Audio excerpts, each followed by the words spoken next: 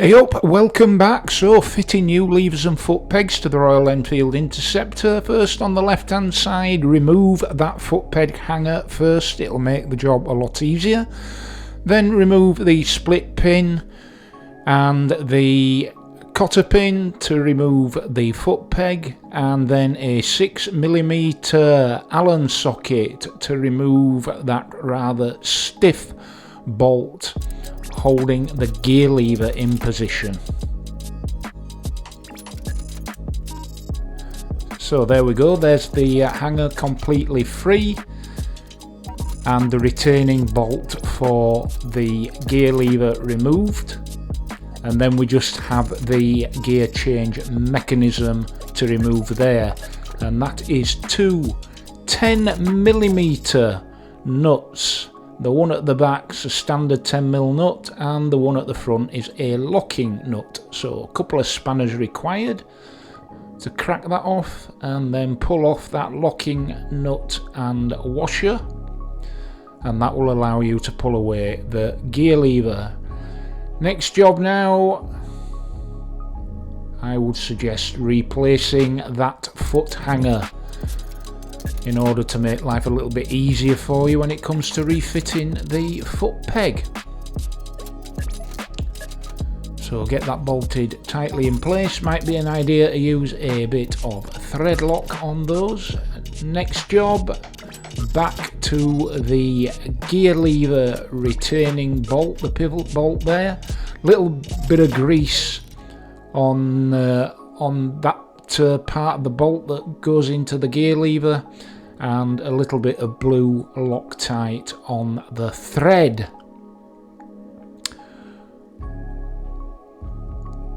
So just pop the gear lever in position there. Make sure you've got a free play with that pivot,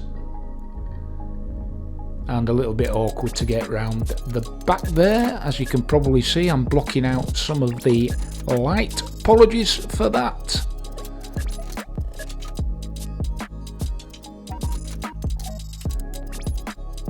And there you can see how that gear lever, the new gear lever there, is attached. So a bit awkward to get round the back here, but the way I did it was to use the 6mm Allen socket and an 8mm spanner on the shaft of that socket, and that's the best way to get to the back there.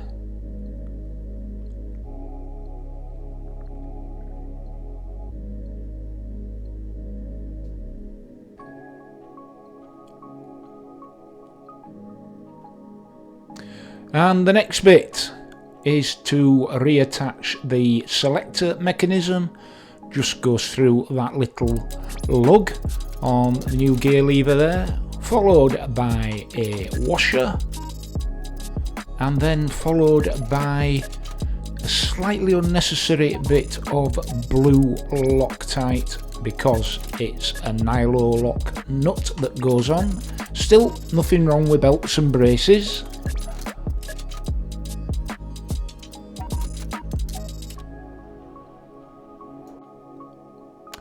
So okay, and then tighten it up with your spanners of choice. And there we have the gear lever attached and the change mechanism attached. Now to the infamous foot peg, and my word, did this take some fettling. I struggled with this for about 3/4 of an hour. And the problem is, you need to get the holes in the hanger, the holes in the foot peg, and that spring all aligned, and it is a nightmare of the job, and you can see me there fighting with it. Now, the only way that I found to be able to do this was to use the shaft of a torque wrench and I'll show you exactly how I did that when we get round the other side, but what a nightmare. But anyway, eventually there you see the foot peg back in place and the gear lever operating as it should. And so those foot pegs come as standard with 20mm of adjustment, but I wanted a little bit more than that, so these additional brackets here, which are easily put in place, give you an extra 40mm of movement up, down, forwards and backwards. And as you can see, I have it there pretty much in the lowest setting. Just a matter then of reinstalling the foot peg at the bottom. So that top Allen bolt there, that's a 5mm, and the one at the bottom there for the foot peg itself is a 6mm.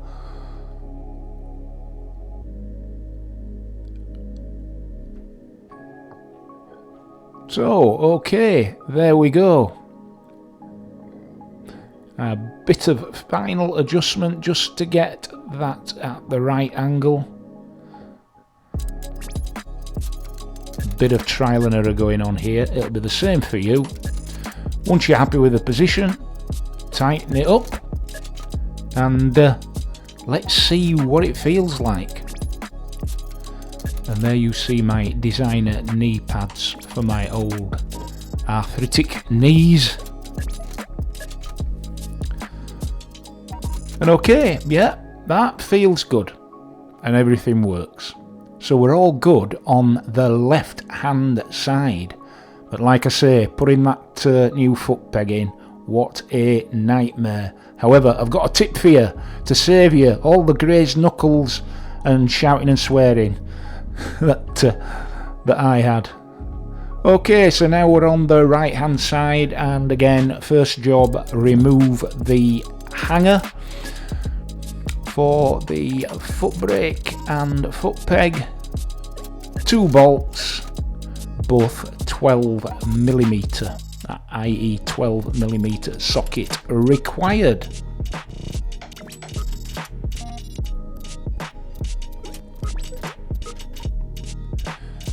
And you won't get a socket in on that top one there, lad. All you can do is use an open-ended spanner, and it takes a while because the movement is very, very limited indeed. Even if you were to remove that silver metal shield you can see there, you're going to struggle to get anything other than an open-ended 12mm spanner in there.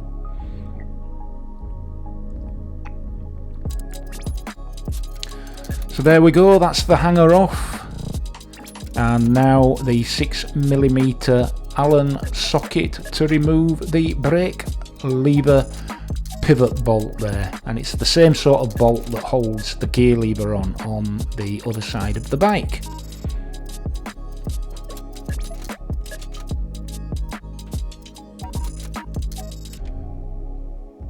And there she goes. So now it's a matter of removing that split pin from the cotter pin that holds the foot peg in place. So just flatten that out and give it a tug out of there. Tap out the retaining pin. I think they're called cotter pins, those. Somebody correct me if I'm wrong.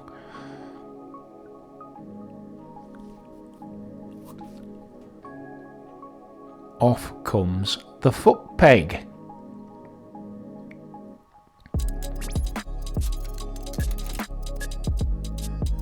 And be sure to hold on to that clip. Right, next job, bit of grease again on the foot brake pivoting mounting point, and a bit of a blue thread lock. Exactly the same as on the other side.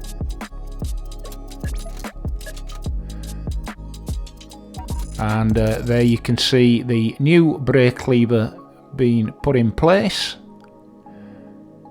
and that greased and thread locked bolt going in the back there.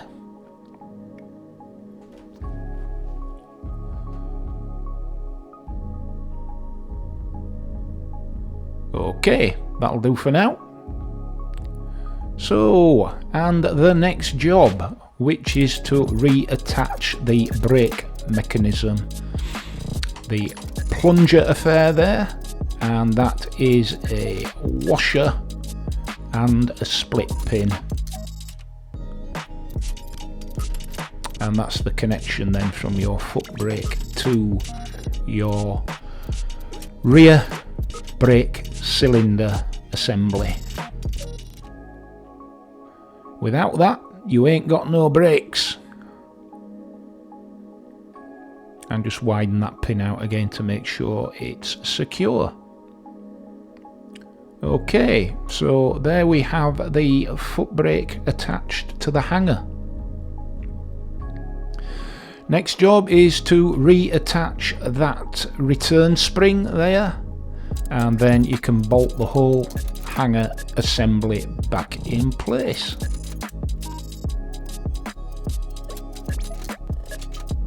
And again, you might want to use a bit of thread lock on those two bolts. Now here we go, reinstalling that foot peg, and let me tell you, this is the only way I could do it, is to use the widest tool that will go right through the hanger, the foot peg and the spring. And this is the only way I managed to do it with any success at all. So manoeuvre, you see that's a Torx wrench there, and that was the biggest thing that would fit, so not a lot of play.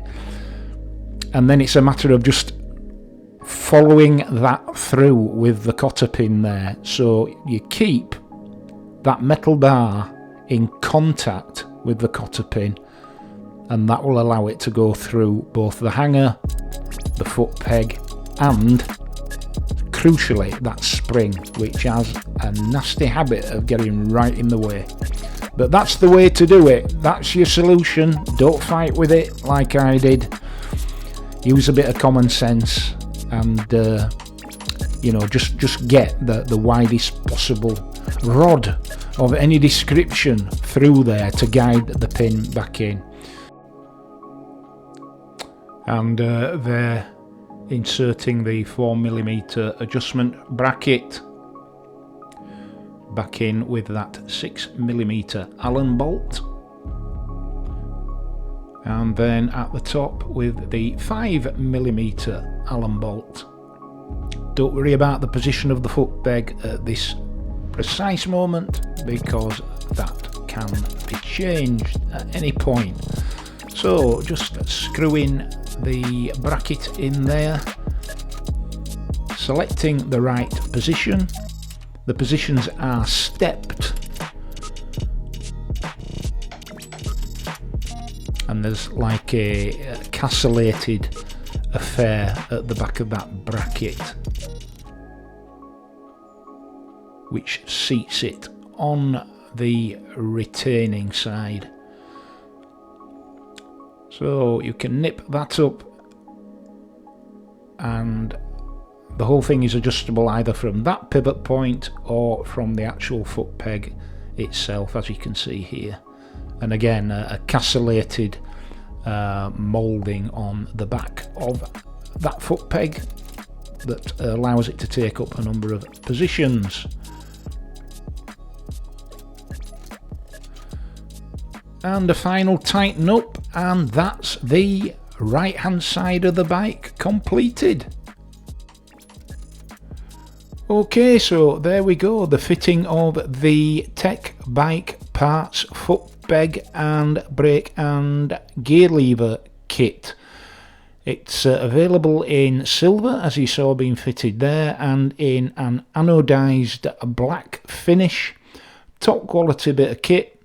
Looks and works well, and I hope that slight difficulty that I had with refitting the foot peg you will overcome with consummate ease thanks to that fabulous tip that I've given you. Alright, that's it for today. Until the next time, ride safe, be kind, and I'll see you soon. Toodle pip.